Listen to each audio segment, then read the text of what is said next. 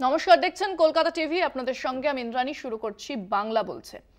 আমরা দেখেছি প্রথম থেকেই বিজেপি যে জায়গাকে এবং যে অঞ্চলকে সবচেয়ে বেশি গুরুত্ব দিয়েছে তা হচ্ছে উত্তরবঙ্গ। উত্তরবঙ্গে বিজেপি কিছুটা হলেও তারা এগোচ্ছিল, যেভাবে এগোচ্ছিল সেক্ষেত্রে শাসক দলেরও কিছুটা উদ্বেগ বেড়েছিল। কিন্তু সাম্প্রতিককালে ছবিটা কিন্তু বদলাচ্ছে। উত্তরবঙ্গে ক্রমশ শক্তি হারাচ্ছে বিজেপি এবং সেখানে কিছুটা হলেও শক্তি বাড়াচ্ছে তৃণমূল। আপনারা দেখাচ্ছি যেভাবে ছবিটা বদলেছে। আমরা 2019-এ যে ছবিটা দেখেছিলাম সেটা কিন্তু আজ 2025 এবং তারপরে আমরা তারপরে যে বছরগুলো ছিল 2019-এর পর 2024 এবং বেশ কিছু উপনির্বাচন, সেক্ষেত্রে 2021-এর বিধানসভা নির্বাচন এবং আগামী বছরে 2026 সেখানে আমাদের পশ্চিমবঙ্গে বিধানসভা নির্বাচন রয়েছে। এবারে এই কবছর ধরে যেভাবে পাল্টেছে ছবিটা, সেটা আপনাদের সামনে আমরা তুলে ধরেছি। কেন বিজেপির এই অবস্থা হচ্ছে, কেন উত্তরবঙ্গে বিজেপির ভোট ব্যাংক এবং বিজেপির যে শক্ত সংগঠন সেখানে ধস নামছে। বিজেপির অন্যতম নেতা, যে শক্তিশালী নেতা ছিল সেখানকার জন বার্লা, সে কেন তৃণমূলে চলে গেল? এ সমস্ত প্রশ্ন কিন্তু সামনে আসছে।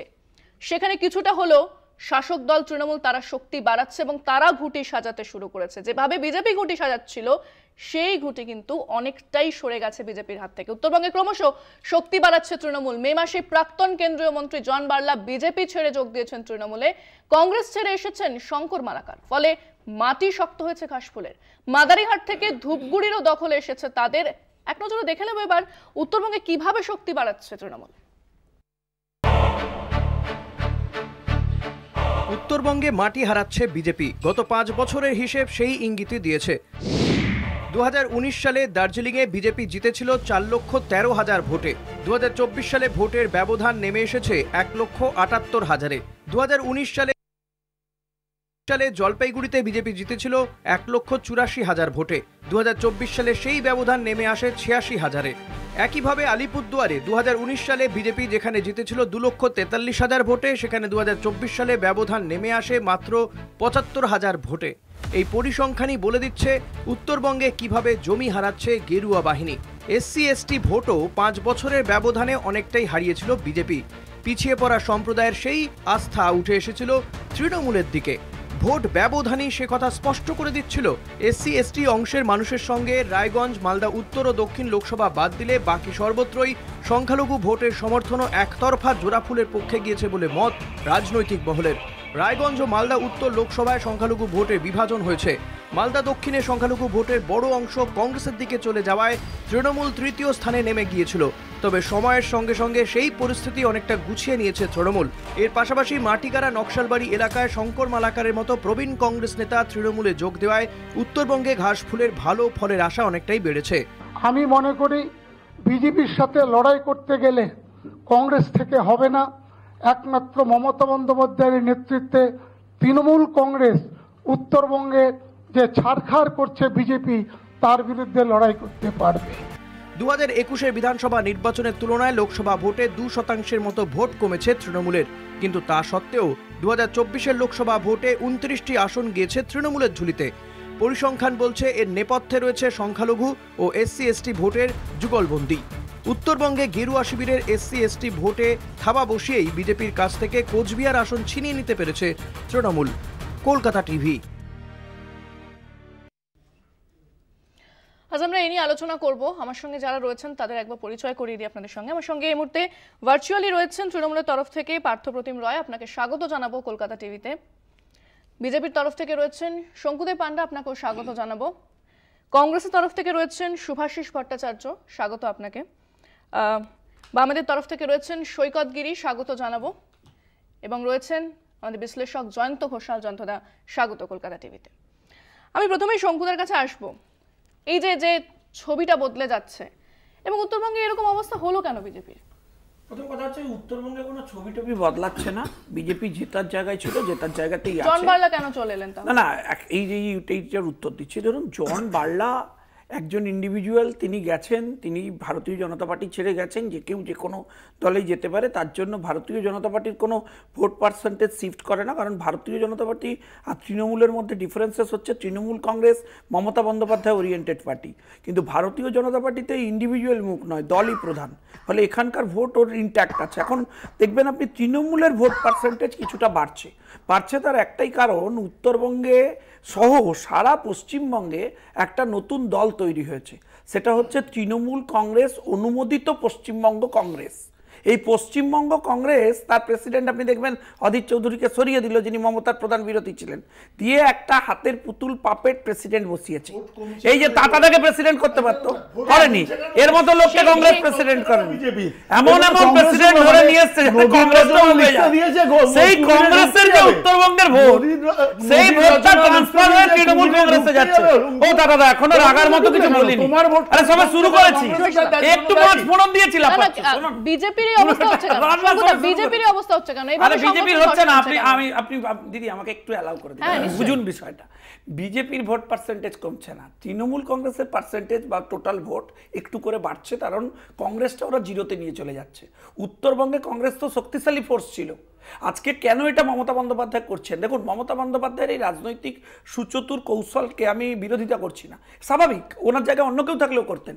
কেন করছেন মমতা বন্দ্যোপাধ্যায় সেটা আপনাকে বুঝতে হবে। মমতা বন্দ্যোপাধ্যায় জানেন যে 5% ভোটের ডিফারেন্সেস আছে সারা পশ্চিমবাংলায়, যার মধ্যে মুসলিম ভোট হচ্ছে মিনিমাম 3.5%। উনি জান যে কংগ্রেস যদি ওর মুসলিম ভোটে ভাগ বসায় তাহলে ওনার আরও সিট কমে যাবে, সেই কারণে উনি কংগ্রেসটা জিরোতে নিয়ে যেতে চাইছেন।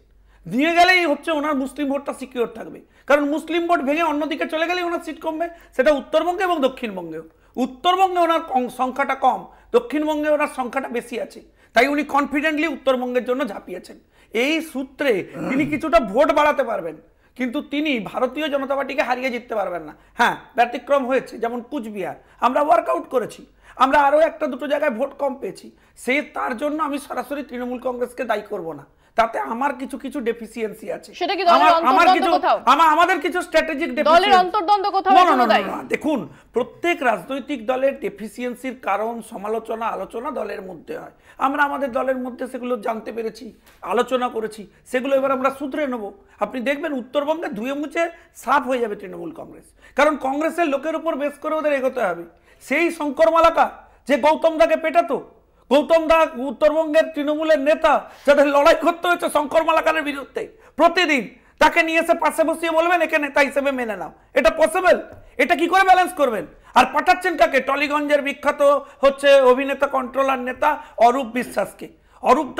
অরূপ বিশ্বাস এখান থেকে যাচ্ছেন, গিয়ে ওখানে পুরো তৃণমূলের বিশ্বাস ভঙ্গ করে চলে আসছেন।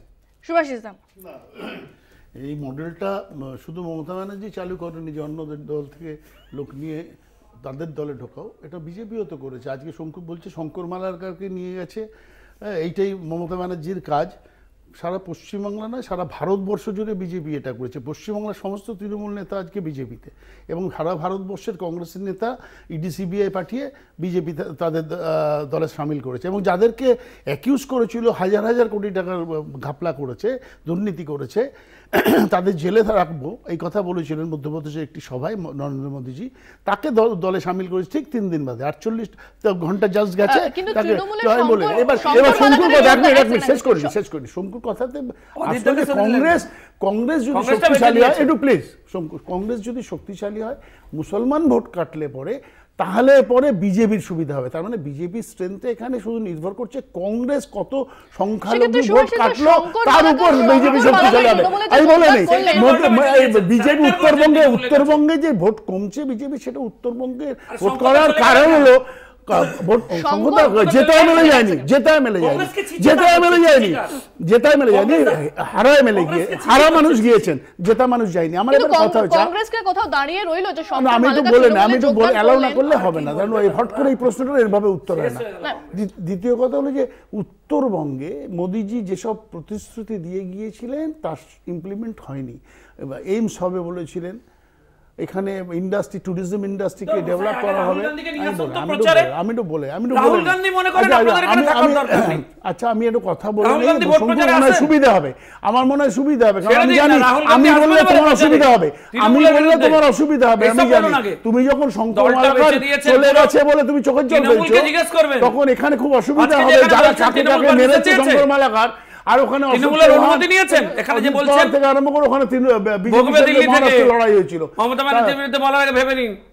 আমি একটা কথা বলছি, মমতা ব্যানার্জির বিরুদ্ধে বলবো আমরা, তোমরা বলতে পারবে কিনা সেটা জেনে নাও, কারণ মমতা ব্যানার্জি পাহাড় প্রমাণ দুর্নীতি করেছে, তার জন্য মমতা ব্যানার্জির মানে ডাকা উচিত ছিল। মমতা ব্যানার্জিকে ডাকবার সাহস দেখালো না মোদী গভর্নমেন্ট। আমি বলি ঠিক ঠিক ঠিক, বিধানসভায় যে গিয়েছে সেটা মমতা ব্যানার্জির দয়ায় গিয়েছে বিজেপি। এখানে কোন জায়গায় দাঁড়িয়ে রয়েছে তাহলে শঙ্কর মালাকার? কংগ্রেস আদর্শের উপর ভিত্তি করে দাঁড়িয়ে রয়েছে।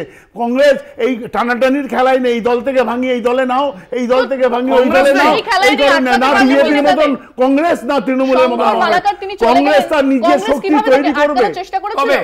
নিশ্চিতভাবে সারা ভারতবর্ষে যদি কংগ্রেস শক্তিশালী না হয়, তাহলে মোদী কেন সংসদে দাঁড়িয়ে 45 মিনিট ভাষণ দিলে 40 মিনিট কংগ্রেসের বিরোধিতা করেন? কেন যে কোনো ঘটনাতেই কংগ্রেসকে ছোট করতে হয় মোদীকে? কংগ্রেসকে কেন ধাক্কা দিতে হয়? কারণ কংগ্রেসই বড় মোদীর কাছে, ভারতীয় জনতা পার্টির কাছে, মোদী পরিচালিত ভারতীয় জনতা পার্টির কাছে যার জন্য কিনা সারা ভারতবর্ষের যে কোনো জায়গাতে এসে কংগ্রেসকে গালি দিতে হয়, অন্য কাউকে গালি দিতে হয় না। আমি পার্থদের কাছে যাব। এখান থেকে শঙ্কুদা বলছেন যে উত্তরবঙ্গে তৃণমূল একেবারে সাফ হয়ে যাবে, বিজেপি সেখানে সংগঠন বাড়াচ্ছে এবং তাদের শক্তি বাড়াচ্ছে, কি বলবেন? দেখুন, 2019 সালের লোকসভা নির্বাচনের প্রেক্ষিতে আমরা মাত্র 16টি বিধানসভায় এগিয়েছিলাম গোটা উত্তরবঙ্গে। আজকে 2021-এ সেটা 24 হয়েছে এবং 2024-এ গিয়ে আমরা 29টা সিটে এগিয়ে রয়েছি। এবং যদি আমরা পরিসংখ্যান দেখি, আপনারাও দেখালেন যে লোকসভা গুলোতে আমরা হেরেছি, 8টির মধ্যে 7টিতেই হেরেছি, বিজেপি 6টিতে জয়লাভ করেছে, কিন্তু ভোটের ব্যবধান কিন্তু ক্রমশ কমেছে। মাত্র আমরা 86,000 ভোটে হেরেছি জলপাইগুড়ি লোকসভা কেন্দ্রে, কিন্তু ওখানে যদি দেখি পার্টিকুলার একটি বিধানসভা ডাবগ্রাম এবং ফুলবাড়িতেই আমরা 85,000-এর বেশি ভোটে হেরেছি বলেই ওই লোকসভাটা আমরা হারালাম, নাহলে জলপাইগুড়ি লোকসভা আমরা জিতি।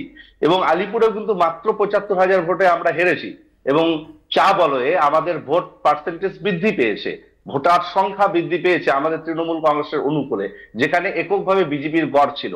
মাদারিহাটের উপনির্বাচনের যে রিফ্লেকশন যদি আপনারা দেখেন, যে চা বলয়ে ভেঙে খান খান হয়েছে, এবং জন বার্লার সাম্প্রতিক কালে আমাদের দলে যোগদান, কিংবা শঙ্কর মালাকারের মতো একজন বিদগ্ধ রাজনীতিবিদ তার যোগদান আমাদের আরো বেশি শক্তিশালী করছে। এবং নিশ্চিতভাবে আমাদের যে সাংগঠনিক দৃঢ়তা রয়েছে গোটা বাংলা জুড়ে, উত্তরবঙ্গ তার ব্যতিক্রম নয়। এবং উত্তরবঙ্গে স্পেসিফিক্যালি কিছু কাজ যেগুলো রাজ্য সরকার করেছে, সেগুলোতে মানুষ অনেক বেশি আকৃষ্ট হয়েছে, বিশেষ করে রাজবংশী সমাজের মানুষের সাথে। রাজবংশী ভাষা একাডেমি, কামতাপুরী ভাষা পরিষদ, বিশ্ববিদ্যালয় স্থাপন, পঞ্চানন বর্মার জন্মদিন ছুটি ঘোষণা, এই যাবতীয় যে কর্মকাণ্ড, যেটা দীর্ঘদিনের মানুষের দাবি ছিল যে জেলায় জেলায় বিশ্ববিদ্যালয় স্থাপন, মেডিকেল কলেজ স্থাপন, সেগুলো কিন্তু অনেক বেশি মানুষকে আকৃষ্ট করেছে তৃণমূল কংগ্রেসের দিকে। উত্তরবঙ্গ উন্নয়ন দপ্তরের মতো একটা সেপারেট দপ্তর, যেটা কেবলমাত্র উত্তরবঙ্গের উন্নয়নের উপর ফোকাস করে, এই বিষয়টা কিন্তু মানুষকে তৃণমূলের দিকে বেশি করে আকৃষ্ট করেছে। এটা ভোটের নিরিখেও আমরা উপলব্ধি করতে পারছি। তো স্বাভাবিকভাবে আমাদের শক্তি বাড়ছে, যেটা একসময় রাজবংশী আদিবাসী সমাজে ভোটারদের মধ্যে বিজেপির একটা ভালো রকম দখল ছিল, সেই জায়গাটা কিন্তু ভেঙে ভঙ্গুর হয়েছে। আমাদের দলে তৃণমূল কংগ্রেসের সমর্থন সর্বস্তরের মানুষ যোগাচ্ছে উত্তরবঙ্গ জুড়ে, এবং আগামী বিধানসভা নির্বাচনে তার প্রতিফলন আমরা নিশ্চিতভাবে দেখতে পারবো। আমি সৈকতদার কাছে যাব। আমরা তাহলে উত্তরবঙ্গে বামেদের অবস্থান ঠিক কি থাকছে? কারণ যেভাবে একটা বাইনারি গড়ে উঠেছে বিজেপি এবং তৃণমূলের, সেই বাইনারি কি কোনোভাবে বামেরা ভাঙতে পারবে? কারণ উত্তরবঙ্গের বেশ কিছু আসনে বামেদের একটা প্রভাব ছিল, আরএসপি থেকে শুরু করে বামেদের একটা প্রভাব ছিল, তারা সেখানে শক্তি বাড়িয়েছিল, এবং চা বলয়ের যে শ্রমিক, তাদের জন্য লড়াই করতো বামেরা। তাহলে এবার বামেরা কি করছে? প্রথমত হচ্ছে উত্তরবঙ্গের সার্বিক যদি আপনি পলিটিক্যাল ওয়েব দেখেন, তাহলে 11 সালের পর আজ অবধি তৃণমূল কংগ্রেসকে উত্তরবঙ্গের মানুষ খুব একটা ভালোভাবে সমর্থন কোনো কালে কোনো নির্বাচনে করেনি। ভারতীয় জনতা পার্টির ব্যাপক উত্থান এবং ছোট ছোট আঞ্চলিক গোষ্ঠীতে জাতিগতভাবে বিভাজনের রাজনীতি শাসকের, তার ফায়দা ভারতীয় জনতা পার্টি পেয়েছে। উত্তরবঙ্গের যদি আপনি মানচিত্র শুধু কোচবিহার আলিপুরদুয়ারের বাইরে আপ টু গঙ্গার ওপরে মালদা অবধি আসেন, তাহলে আপনার যে ক্যাপশন আজকের আলোচনার যে উত্তরে বিজেপি কমছে তৃণমূল বাড়ছে, এটা সবটা সত্যি নয়। একথা ঠিক, তৃণমূলে ভোট পার্সেন্টেজ বেড়েছে, কিন্তু উল্টো দিকে ব্যাপকভাবে আমরা বামপন্থীরা গত দুটো নির্বাচনে কংগ্রেসের সঙ্গে জোট করে লড়েছি। দুটো নির্বাচনের ক্ষেত্রে দেখা গেছে কংগ্রেসের পক্ষে দাঁড়িয়ে, যেহেতু ব্যাপক অংশে কংগ্রেস নির্বাচনটা লড়েছে, তার ফলে মালদার দুটো সিট, রায়গঞ্জ সিট, সেই সিটগুলোতে দেখা যাচ্ছে যে ব্যাপকভাবে কংগ্রেসের ভোট পার্সেন্টেজ বাড়ছে। আমি আপনাকে একটা উদাহরণ দিতে পারি। মালদা উত্তরে যেখানে কংগ্রেসের ভোট বেড়েছে প্রায় 4.6%, মালদা দক্ষিণে কংগ্রেস লোকসভা নির্বাচনে জিতেছে, তৃণমূল থার্ড হয়েছে।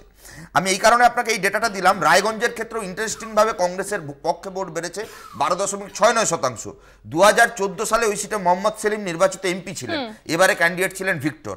আমি এই কারণে পুরো বাইনারির বাইরে বেরিয়ে আপনাকে বলতে পারি যে গোটা উত্তরবঙ্গ জুড়ে ব্যাপকভাবে বিজেপির প্রতি মানুষের যেমন ক্ষোভ তৈরি হচ্ছে, উল্টো দিকে তৃণমূলের মধ্যে বিজেপির যে নেতাদের বিরুদ্ধে ক্ষোভ তৈরি হওয়ার কথা, তারা ব্যাপকভাবে তৃণমূলে যোগদান করেছে। আমি দুটো লাইন শুধু একটু বলে নিই, সেটা হচ্ছে আলিপুরদুয়ারের বিজেপির বিধায়ক সুমন কাঞ্জিলার, শোনা যায় তিনি একটা স্করপিওর বিনিময়ে তৃণমূলে যোগদান করেছেন। যে জন বাল্লার বাড়িতে চা বাগান শ্রমিকদের ন্যায্য মজুরির দাবিতে অভিষেক বন্দ্যোপাধ্যায় নাম ধরে নিদান দিয়েছিলেন ঘেরাও করবার, আজকে সেই জন বাল্লা তৃণমূলে যাওয়ার পর ধোয়া তুলসী পাতা হয়েছে। উত্তর বাংলার মানুষ বুঝতে পারছে তৃণমূল বিজেপির মধ্যে নীতিগত কোনো ফারাক নেই, দল বদলের রাজনীতিতে তৃণমূলের পাল্লা ভারী হচ্ছে। জয়ন্তদা কাছে যাব, কোন কোন ফ্যাক্টর কাজ করছে জয়ন্তদা? না, এখানে আমি শঙ্কু বলেছে যে মমতা বন্দ্যোপাধ্যায়ের যে রাজনৈতিক কুশলতা, এখানে সবসময় শতকরা ভোট আর আসন সংখ্যা সবসময় কিন্তু ট্রান্সলেটেড হয় না। মানে আমি এটা সর্বভারতীয় ক্ষেত্রেও দেখেছি যে মানে মায়াবতীর নাম্বার 3 পার্টি পার্সেন্টেজ অফ ভোটে আসন পায়নি। আমি দেখেছি নীতিশ কুমার মুখ্যমন্ত্রী হলেন, অথচ পার্সেন্টেজ অফ ভোট অনেক বেশি ছিল লালু প্রসাদ যাদবের। এখন এটা একটা আলাদা আলোচনার বিষয়, কিন্তু উত্তরবঙ্গ আর দক্ষিণবঙ্গের মধ্যে যখন উত্তরবঙ্গে বিজেপি একটা হই হই করে এগিয়ে গেল আসন সংখ্যায় এবং শতকরা ভোটেরও পরিমাণ বিজেপি দারুণভাবে বাড়ালো, মমতা বন্দ্যোপাধ্যায়ের যে কুশলতার কথা বলছি, যে সঙ্গে সঙ্গে মমতা বন্দ্যোপাধ্যায় কিন্তু 24x7 রাজনেতা। তিনি কিন্তু তখন থেকে বারবার উত্তরবঙ্গে যাওয়া, উত্তরবঙ্গের জন্য পৃথক প্যাকেজ ঘোষণা করলেন উত্তরবঙ্গ সফরে যাওয়ার ঠিক আগে, এবং উত্তরবঙ্গে একটা সার্ভে করলো তৃণমূল কংগ্রেস যে সমস্ত সুযোগ সুবিধেগুলো সাধারণ মানুষকে, যেটাকে পলিটিক্যাল পপুলিজম বলি আমরা, সেগুলো উত্তরবঙ্গের মানুষ পাচ্ছে কি পাচ্ছে না, তাহলে সেখানে কেন হিন্দুত্ব এবং বিজেপির শক্তিটা বেশি হচ্ছে, অথচ এই পলিটিক্যাল পপুলিজমটা দক্ষিণবঙ্গে কাজ করছে, উত্তরবঙ্গে কেন করছে না। এবং উত্তরবঙ্গ এবং দক্ষিণবঙ্গ এই যে মেরুকরণটা, তার বিরুদ্ধে আপনার নিশ্চয়ই মনে আছে প্রথম অভিষেক বন্দ্যোপাধ্যায় গিয়ে ঘোষণা করলেন যে এটা একটাই বাংলা, এখানে উত্তর আর দক্ষিণ বলে কিছু হয় না, আমরা এই বিশ্বাসই করি না ইত্যাদি। এখানে বিজেপির সমস্যা হলো যে যখন রাজবংশী ভোট, যেটা কামতাপুরী তো মূলত ভাষা আইডেন্টিটি, কিন্তু এটা রাজবংশী সম্প্রদায়, রাজবংশী এবং কামতাপুরীর মধ্যেও অনেক সময় বোঝার ভুল হয়। এই রাজবংশী যে ভোটটা, এই ভোটটার একটা এক্সপেকটেশন, একটা প্রত্যাশা ছিল, যেটা অনন্ত মহারাজ যে কারণে রাজ্যসভায় গেলেন, তারপরে তিনি হতাশা হয়ে অনেক বক্তব্য রাখলেন। এই পৃথক, মানে এটা রাজবংশীদের জন্য একটা পৃথক রাজ্য বা একটা পৃথক আইডেন্টিটির জন্য খুব বেশি বললে বিজেপির পক্ষে একটা মুশকিল হলো, সুকান্ত মজুমদার নিজে উত্তরবঙ্গের প্রতিনিধি, তিনি বিজেপির রাজ্য সভাপতি, তিনি তো উত্তরবঙ্গের সভাপতি নন।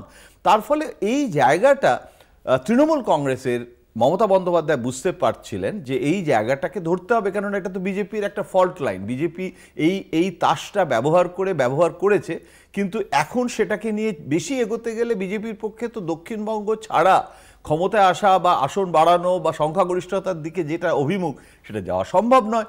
সুতরাং সেখানে কিন্তু ঘোরতরভাবে অ্যাগ্রেসিভ হয়ে রাজবংশী কামতাপুরীদের ব্যাপারটা দেখতে শুরু করলো। জন বার্লা এখানে ইন্ডিভিজুয়াল, ঠিক কথাই, এবং আমি শঙ্কুর সাথে একমত যে প্যান ইন্ডিয়ান পার্টি এখানে ওই রকমভাবে ইন্ডিভিজুয়ালের থেকেও অনেক, মোদি অমিত শাহর নামে ভোট হয়, মোদি সব থেকে বড় ইকুইটি, কে জন বার্লা, কে এমনকি রাজ্য নেতারাও সব থেকে বড় মোদি বনাম মমতাই মানে হয়ে যায়। যতটা লোকসভার ক্ষেত্রে খাটে, বিধানসভার ক্ষেত্রে কি ততটা খাটে? আসবো এই প্রসঙ্গে আসবো, তবে একটা বিরতির সময় হয়ে গিয়েছে, সঙ্গে থাকুন। উত্তরবঙ্গের দিকে আমরা নজর রেখেছি, উত্তরবঙ্গের পরিস্থিতি এবং উত্তরবঙ্গে ঘর গোছাচ্ছে তৃণমূল, কোথাও গিয়ে কি ফিকে হয়ে যাচ্ছে গেরুয়া রং? দেখুন আমাদের প্রতিবেদন। ধীরে ধীরে ছবি বদলাচ্ছে উত্তরবঙ্গে, সেখানে পায়ের নিচের মাটি ক্রমশ মজবুত করছে তৃণমূল। 2019-এর পর 2021-এও যে জয়যাত্রা অব্যাহত ছিল বিজেপির, সেই গেরুয়া রং কি ফিকে হচ্ছে? প্রশ্নগুলো সামনে আসছে, কারণ ফারাক্কার ওপারের ছবি ক্রমশ বদলাচ্ছে। প্রথমেই তাকাই আলিপুরদুয়ারের দিকে। সেখানকার প্রাক্তন বিজেপি সাংসদ জন বার্লা এবছরের 15ই মে তৃণমূলে যোগ দিয়েছেন। এই বার্লা 2019-এ জিতে কেন্দ্রে মন্ত্রীও হয়েছিলেন, কিন্তু সমীকরণ বদলায় 2024 সালে তাঁর কেন্দ্রে প্রার্থী করা হয় মনোজ টিগ্গাকে। সেই আঘাত মেনে নিতে পারেননি বার্লা, তাই বিধানসভা নির্বাচনের 9-10 মাস আগেই যোগ দিলেন তৃণমূলে। এর ফলে চা বাগান চত্বরে ও আদিবাসী জনগোষ্ঠীর মধ্যে নির্বাচনী ছবি বদলের জোরালো সম্ভাবনা রয়েছে। এই আলিপুরদুয়ার লোকসভা কেন্দ্রে 5টি বিধানসভা রয়েছে। এর মধ্যে আলিপুরদুয়ারের বিজেপি বিধায়ক সুমন কাঞ্জিলাল তৃণমূলে যোগ দিয়েছেন। আলিপুরদুয়ারের মনোজ টিগ্গা সাংসদ হওয়ায় খালি হয় মাদারিহাট আসনটি। সেখানকার উপনির্বাচনে চমক দেয় তৃণমূল। এই প্রথম সেখান থেকে জয়লাভ করেন ঘাসফুল প্রার্থী। 1969 সাল থেকে 2011 সাল পর্যন্ত এই ঘাঁটি ছিল বামেদের, বিশেষ করে আরএসপির। 2011 থেকে এখানে জিতে আসছিল বিজেপি, কিন্তু এবার ফুল বদল হলো, যা উত্তরবঙ্গে তৃণমূলের পক্ষে বড় জয় বলে মনে করছে রাজনৈতিক মহল। এবার আসি ধূপগুড়িতে। এই কেন্দ্রে 2021 সালে জিতেছিল বিজেপি, কিন্তু বিজেপি বিধায়কের মৃত্যুর কারণে ওই আসনটি খালি পড়ে যায়। 2023 সালের উপনির্বাচনে সেখানে জয়লাভ করে তৃণমূল। এই জয়কে বড় জয় বলে মন্তব্য করেছিলেন তৃণমূল নেত্রী। দিনহাটা এখন তৃণমূলের। সেখানকার বিধায়ক উদয়ন গুহ রাজ্যের মন্ত্রী। ফলে ওই অঞ্চলের ছবিটা অনেকটাই বদলে গেছে 2021-এর পর। 2019 বা 2021 কোচবিহার চত্বরে দাপট ছিল বিজেপির। নিজের দাপট দেখিয়ে কেন্দ্রে মন্ত্রীও হয়েছিলেন নিশীথ প্রামাণিক, কিন্তু ছবি বদলায় 21-এর পর। 2021 সালে দিনহাটা থেকে বিজেপি প্রার্থী হিসেবে নিশীথ প্রামাণিক জিতলেও কেন্দ্রে মন্ত্রী হিসেবেই থেকে যান তিনি। ফলে ওই কেন্দ্রটিতে ফের ভোট হয়, জিতে আসেন উদয়ন গুহ।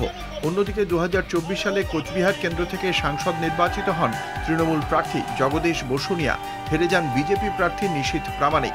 সেই হারের পর থেকেই অনেকটা গুটিয়ে গেছেন তিনি। ফলে আলিপুরদুয়ার থেকে কোচবিহার বদলাতে শুরু করেছে ছবিটা।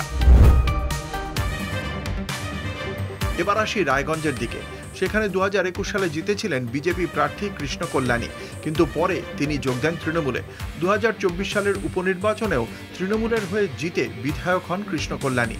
ফলে বিজেপির হার বা বিজেপি থেকে তৃণমূলে যোগ দেওয়ার ফলে যেমন তৃণমূলের ভিত মজবুত হয়েছে, তেমনই সমীকরণ বদলেছে কংগ্রেস নেতা শঙ্কর মালাকার তৃণমূলে যোগ দেওয়ায়। মাটিগাড়া নকশালবাড়ি এলাকায় তফসিলি জাতি সম্প্রদায়ের বিশেষ নেতা তিনি। একসময় কংগ্রেসের হয়ে বিধায়কও ছিলেন। ফলে ওই চত্বরে তাঁর তৃণমূলে যোগদান তৃণমূল কংগ্রেসকে অনেকটাই অ্যাডভান্টেজ দেবে বলে মনে করছে রাজনৈতিক মহল। কলকাতা টিভি। আলোচনায় ফিরবো এবং বিরতিতে যাওয়ার আগে জয়ন্তদা যে কথা বলছিলেন, যেভাবে কেন্দ্রীয় নেতৃত্বকে, মোদি শাহকে বারবার আসতে হচ্ছে, তাহলে কি কোথাও বঙ্গ নেতৃত্বের উপর আস্থা রাখতে পারছে না বিজেপি, তাই তাদেরকে বারবার আসতে হচ্ছে এবং প্রচার করছে? এবং উত্তরবঙ্গেও কিন্তু আমরা দেখেছি বারবার করে ছুটে আসে কেন্দ্রীয় নেতৃত্ব, এবং সম্প্রতি যে নরেন্দ্র মোদী তিনিও সেখানে বার্তা দিয়ে গেছেন। এখানে আমি একটা শুধু পুরনো গল্প বলবো, আমার বারবার পুরনো ব্যাপারে চলে যাই খুব সংক্ষেপে, খুব দ্রুত। সেটাতে যখন রাম মন্দির রথযাত্রা লালকৃষ্ণ আডবাণী করেছিলেন, তখন পশ্চিমবঙ্গে বিভিন্ন রাজ্যে তার যে ইম্প্যাক্ট হয়েছিল, এমনকি বিহারে তো গ্রেপ্তার বরণ করলেন, কিন্তু পশ্চিমবঙ্গে সেই রাম ফ্যাক্টর কিছুতেই কাজ করলো না। আডবাণী বললেন, আমাকে বলেছিলেন, এবং সেটা সত্যি, একমাত্র উত্তরবঙ্গে আডবাণীর রথযাত্রা তুলনামূলকভাবে দক্ষিণবঙ্গের তুলনায় সফল হয়েছিল।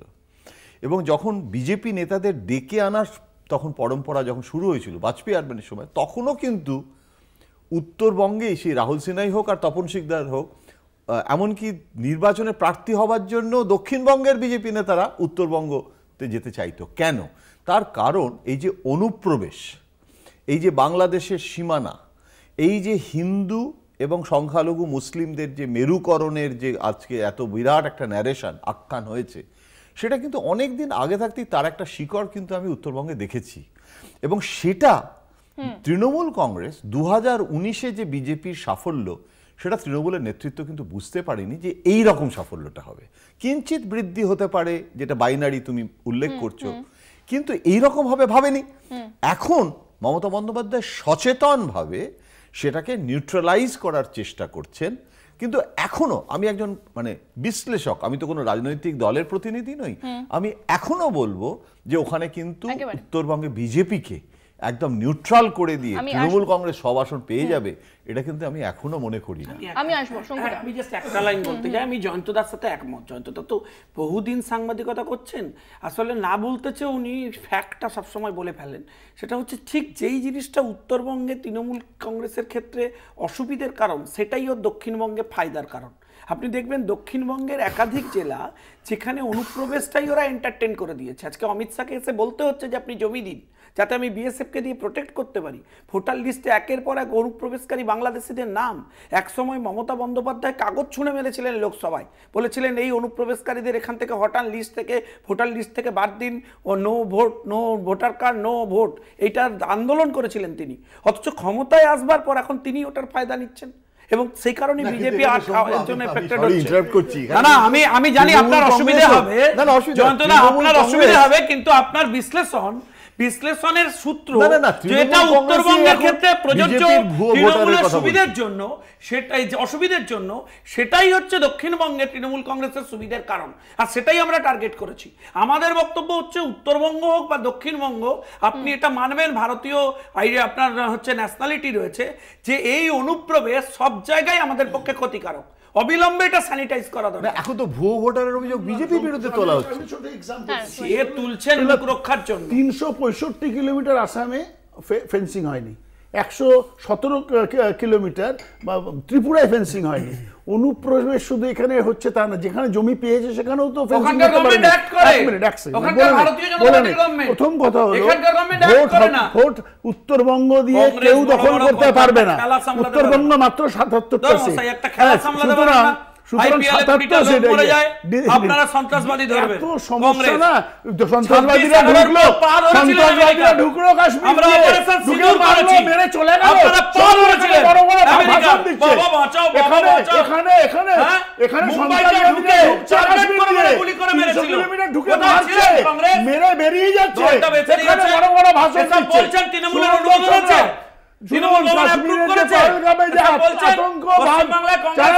শুধু বিজেপি বলে আমি বলো নাই, আমাকে বলতে দাও, আমি বলি ভাই 13-11 বছর হয়ে গেল মানুষ এখন কিছু চাল দেখছে, 80 কোটি মানুষকে রেশনের ভিক্ষা চাল দিতে হচ্ছে। পুরনো গাড়ি আর চলবে না, বড় ইকোনমি তৈরি হতে চলেছে নাকি? আমি বলছি সাবজেক্ট থেকে দূরে চলে যাচ্ছি। মূলত যে বিষয় আমাদের আলোচনা, উত্তরবঙ্গে আপনি যদি দেখেন তৃণমূল কিংবা বিজেপি নেতাদের দলবদলের সঙ্গে সঙ্গে পাল্লাভারির সংখ্যা আপনারা বিশ্লেষণ করছেন। আচ্ছা, অনন্ত মহারাজ বিজেপির রাজ্যসভার মেম্বার, কাজ করছেন তৃণমূলের হয়ে, মমতা বন্দ্যোপাধ্যায়ের সঙ্গে দেখা করে তাকে ধন্যবাদ জানাচ্ছেন। নিশীথ প্রামাণিক তৃণমূল থেকে বিজেপিতে গিয়ে জিতেছিলেন, আবার পরাজিত হয়েছেন। সুকান্ত মজুমদার তৃণমূলের অধ্যাপক সংগঠনের নেতা ছিলেন, বিজেপির রাজ্য সভাপতি হয়েছেন। জন বার্লা বিজেপির এমপি ছিলেন, তৃণমূলে গেছেন, গায়ে লাগবে, এটা খুব স্বাভাবিক। দলবদলের জামা শুধুমাত্র উত্তর বাংলায় নেই, দক্ষিণ বাংলাতেও আছে। আমরা বলছি এক সেকেন্ড দাদা, আমি বলছি নেতা বদলের ক্ষেত্রে তৃণমূল বিজেপি পাল্লা এদিক ওদিক হবে, নীতির বদল হচ্ছে না, রাজনীতি ভাষায় শিক্ষক হচ্ছে না, দায়িত্ব স্বরাষ্ট্র দপ্তরে। দেশের স্বরাষ্ট্রমন্ত্রী কি করছে? যারা 4 জন জঙ্গি অনুপ্রবেশ আটকাতে পারে না, যারা পহেলগাঁওতে 4 জন জঙ্গি ধরতে পারে না, তারা অনুপ্রবেশ নিয়ে রাজনীতি করছে বাংলার মাটিতে। বিজেপি এখানে অনুপ্রবেশ বলছে, সব বলছে, একবার বলছে না তৃণমূলের চোরদের কবে ধরা হবে। সিবিআই ইডি তদন্ত সব বিষ পাওয়া চলে, আর ভোট এলে খালি অনুপ্রবেশ, হিন্দু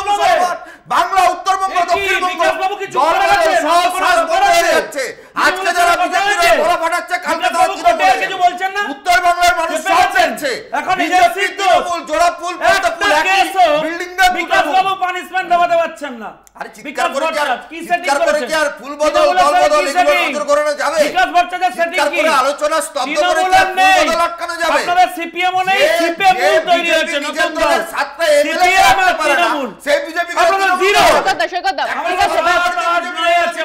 আমি ঠিকঠাক দাম পেলে বিজেপি দলটাই তৃণমূলে বিক্রি হয়ে যাবে। ঠিক আছে, আমি পার্থদার কাছে যাব, যেখানে আমরা দেখেছিলাম যে বিজেপি শক্তি বাড়িয়েছিল, এবং যদি দেখি বিজেপি কিন্তু সেখান থেকে একেবারে মুছে সাফ হয়ে যায়নি, বিজেপি এখনো রয়েছে এবং উত্তরবঙ্গে তৃণমূল ঘুঁটি সাজাচ্ছে ঠিকই, কিন্তু তৃণমূলের বিরুদ্ধে যে সমস্ত অভিযোগ আছে, যেটা বিরোধীরা বারবার করেছে, সেখানে দুর্নীতির যে অভিযোগ বারবার উঠে এসেছে, এবং 26-এর সামনে যে নির্বাচন রয়েছে সেটা তৃণমূল কিভাবে সামলাবে?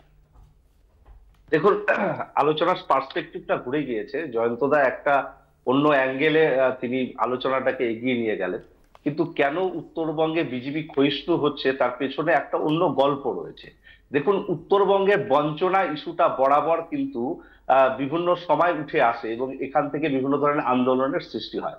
মমতা বন্দ্যোপাধ্যায় সরকার ক্ষমতায় আসবার পর উত্তরবঙ্গমুখী কিছু উন্নয়ন পরিকল্পনা নিশ্চিতভাবে করেছে, কিন্তু রাজ্য সরকারের পক্ষে সমস্ত কিছু বাস্তবায়ন করা সম্ভব না। কেন্দ্রীয় সরকার একটা বড় ভূমিকা থাকে এবং সেই নিরিখে দাঁড়িয়ে দার্জিলিং থেকে শুরু করে উত্তরবঙ্গের বিভিন্ন জায়গায় কেন্দ্রে যারা ক্ষমতাসীন থাকে তাদেরকে আনবার একটা টেন্ডেন্সি উত্তরবঙ্গের মানুষের মধ্যে কিছু সময় দেখা যায়, কিন্তু বিজেপির ক্ষেত্রে তারা যে প্রত্যাশা করেছিল।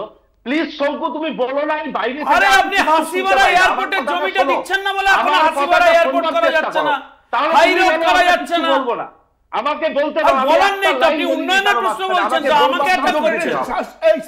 এক হচ্ছেন নাকি? স্মার্ট সিটি করার কথা ছিল, এম সারা রাজ্যে এম করার কথা ছিল, অন্য কোনো ডিস্টার্ব করছো কেন? অন্য ডিস্টার্ব করছো কেন? এক এক করে আসবো, শঙ্কুদা আসবো, তৃণমূল পতাকা উড়িয়ে দিই, শঙ্কুদা আসবো, এই প্রসঙ্গ আসবো।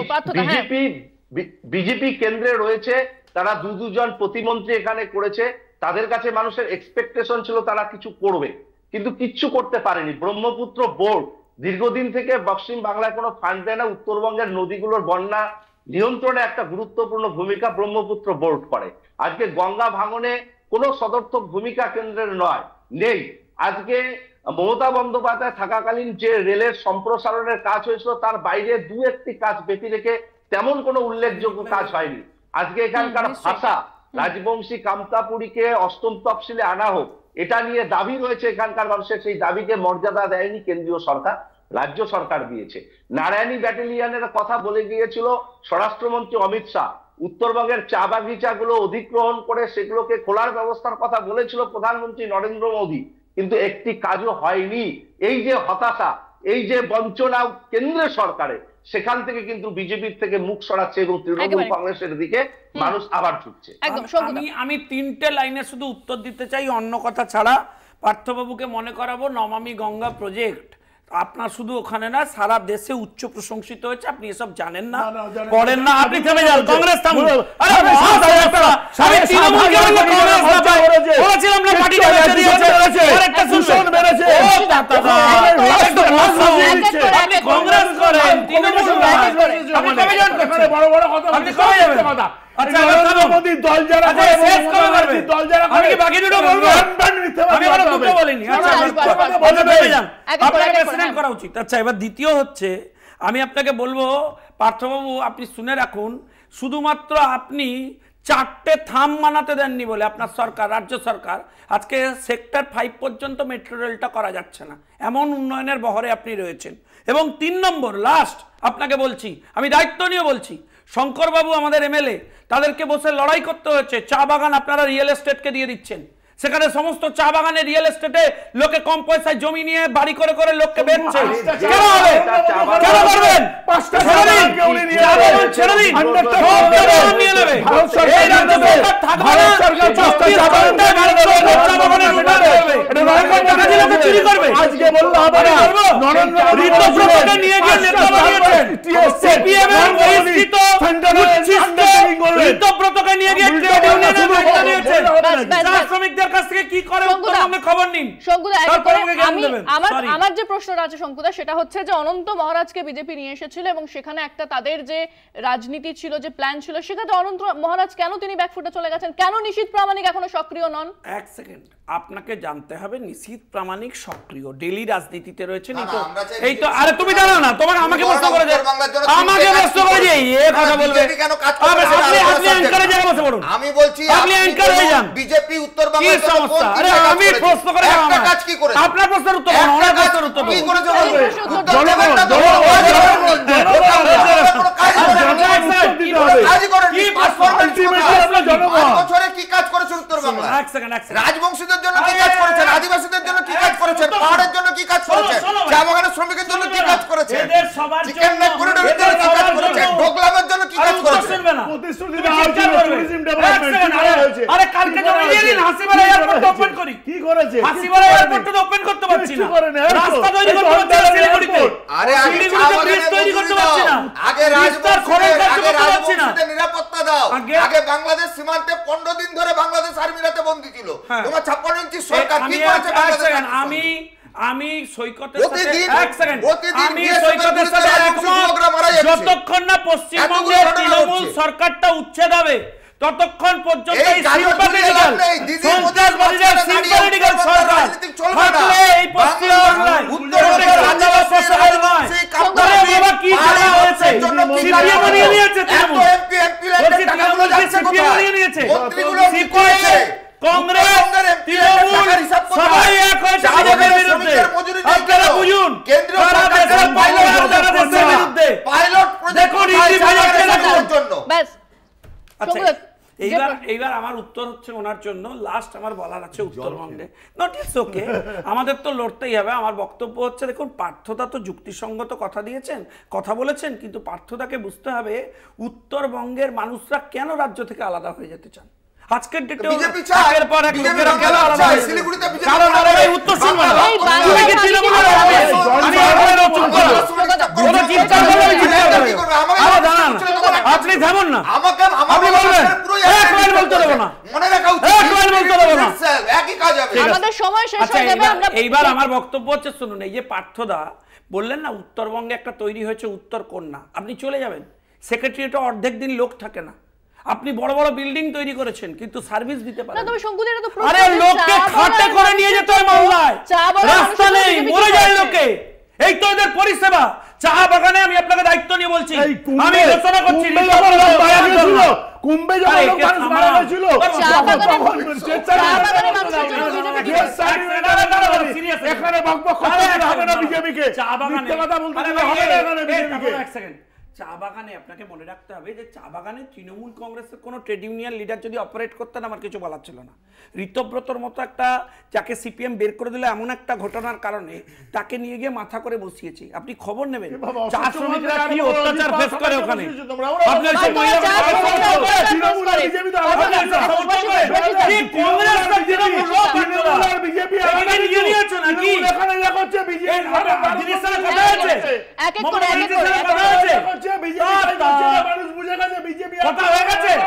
আমি যে কিছুক্ষণ আগে বলছিলাম যে কংগ্রেসটা তৃণমূল অনুমোদিত কংগ্রেস তার প্রমাণ দেখুন কি চলছে। আপনি হাসছেন। আমি পার্থদের কাছে যাব, শঙ্কুদা এখান থেকে বলছেন যে চা শ্রমিকরা সেখানে অত্যাচার ফেস করছে। আরে ওখানে রিয়েল এস্টেট হচ্ছে, রিয়েল এস্টেট চা বাগানে রিয়েল এস্টেট করছে। শঙ্কুদা এক এক করে অনেকক্ষণ দেওয়া হয়েছে, সময় শেষ হয়ে যাবে আমাদের। হ্যাঁ পার্থদা দেখুন শঙ্কু যে কথাগুলো বলছে শঙ্কুর কথার মধ্যে কোনো মানে স্টেবিলিটি নেই, ও বিভিন্ন সময় বিভিন্ন ধরনের কথা বলে জাগলারি করার চেষ্টা। না আমি স্টেবল আছি উত্তরবঙ্গে একটা শঙ্কু শোনো, আমি বাইরে থেকে আসি, আমি স্টেবল আছি পার্থদা, শুনতে পাই না। আমি স্টেবল অ্যাপ্রোচ নিয়েই বলছি। আমি প্রজেক্টের নাম বলে দেব, তুমি বলেছো আমি প্রজেক্টের নাম বলে দেব, আলাদা হইতে চাইছে, চা বাগান বেচে ওখানে কত টাকার বাড়ি হচ্ছে, ফ্ল্যাট বাড়ি তৈরি হচ্ছে বলে দেব। আরে সে তো অযোধ্যা পাহাড়ে কেন করবেন চা বাগান বেচে? রাজবাড়ি কোথায় হচ্ছে তুমি এখানে আমি দেখিয়ে দেব, তারা করছে সেটা দেখিয়ে দেব, বলবো কত টাকা ডিল হয়েছে, এটা নিয়ে বলছিলেন বলবো। কেন্দ্রীয় সরকারের কাছে মানুষের যে প্রত্যাশা ছিল সেই প্রজেক্টের নাম শুনলে হস্তিত হবেন বলবো নাকি? সেটা বলবো কখনোই ইন্ট্রোডিউস করতে পারি না। স্পেসিফিক একটা কংক্রিট প্ল্যান নিয়ে এগোতে হবে। আমি কলকাতা থেকে ফ্লাইং মন্ত্রী পাঠিয়ে ওখানে ডেভেলপমেন্ট করতে পারবো না। আপনি গৌতম বাবুকে মেয়র করেছেন, শিলিগুড়িতে বর্ষা হলে কি অবস্থা? শঙ্কুদা এখানে অনেকে আছে, অনেককে বলতে সুযোগ দিতে হবে। করে আছি পার্থদা বলছেই না, অনেককে বলতে এইভাবে হবে না শঙ্কুদা, বলতে সুযোগ দিতে হবে সবাইকে। আমাদের সময় শেষ হয়ে যাবে। হ্যাঁ পার্থদা, দেখুন কেন্দ্রীয় সরকারের চা বাগানগুলোতে ভূমিকা কি, শঙ্কু এটা আগে বিশ্লেষণ করুন। কেন হয়রানি হচ্ছে চা বাগিচার মানুষরা, পিএফ নিয়ে কেন হয়রানি হচ্ছে, পিএফ এর পরিচালনা কারা করে, সেই পিএফ নিয়ে ভূমিকা কি কেন্দ্রীয় সরকারের, এবং কেন্দ্রীয় রাজ্য সরকারি চা বাগিচার তাদের যে মজুরি বৃদ্ধি করেছে রাজ্য সরকার, এটা ঘটনা। রাজ্য সরকার আছে বলেই এই মানুষগুলো চা বাগিচা কিছু বন্ধ হওয়া থাকা সত্ত্বেও বিভিন্ন ধরনের সুযোগ সুবিধা পাচ্ছে। কেন্দ্রীয় সরকারের ভূমিকা স্পষ্ট করা প্রয়োজন। আরে মমতা ব্যানার্জি চা খাবার না মিটিং এ নিজেই বলেন চায়ের অবস্থা এমন করেছেন, দেখাবো ভিডিও। শঙ্কুদা তাহলে আপনি এখানে চলে আসুন, আমি তাহলে ওখানে গিয়ে বসছি। জানতো মমতা বন্দ্যোপাধ্যায় সরকারের অবশ্যই একটা কথা, সবাই একটা কথাই বলতে চাইছে এখানে। জানতো না, আমি শুধু একটাই কথা বলবো যে প্যানেল ডিসকাশনে একটা ন্যূনতম অন্যের বক্তব্য শোনারও একটা সহিষ্ণুতা প্রয়োজন। বিজেপি সম্পর্কে এই অভিযোগ ওঠে অসহিষ্ণুতার, সেটা শঙ্কু প্রমাণ দিল এই প্যানেল। আমি জয়ন্তদার কথা মন দিয়ে শুনতে চাই। এক সেকেন্ড শঙ্কুদা, উত্তরবঙ্গে সবচেয়ে বড় করাপশন হয়েছিল যেটা হচ্ছে জলপাইগুড়ি ডেভেলপমেন্ট অথরিটি করাপশন, যার সিবিআই তদন্ত। সেই সিবিআই তদন্তের রিপোর্ট, স্ট্যাটাস রিপোর্ট কোন জায়গায়, কেন বিজেপি ওই দুর্নীতিকে আড়াল করতে চাইছে? আচ্ছা আমাদের সময় একেবারে শেষ। ওইটা তো গুটি। আচ্ছা শঙ্কুদা, আমাদের সময় কিন্তু একেবারে শেষ হয়ে গেছে সময়, আমাদেরকে আলোচনাও শেষ করতে হবে। আশা করি আপনারা প্রত্যেকেই শুনতে পেয়েছেন, দর্শকদের কাছে পৌঁছেছে যে শঙ্কুদে পণ্ডা তিনি কি বলতে চেয়েছেন এবং প্রত্যেক অতিথি তারা কি বলতে চেয়েছেন। আমাদের এখানে অবশ্যই যারা অংশগ্রহণ করেছেন তাদেরকে ধন্যবাদ জানাবো। আজকে আলোচনা এখানেই শেষ করতে হচ্ছে। অন্যান্য খবরের জন্য নজর রাখুন কলকাতা টিভির পর্দায়। রাত দিন 7 দিন।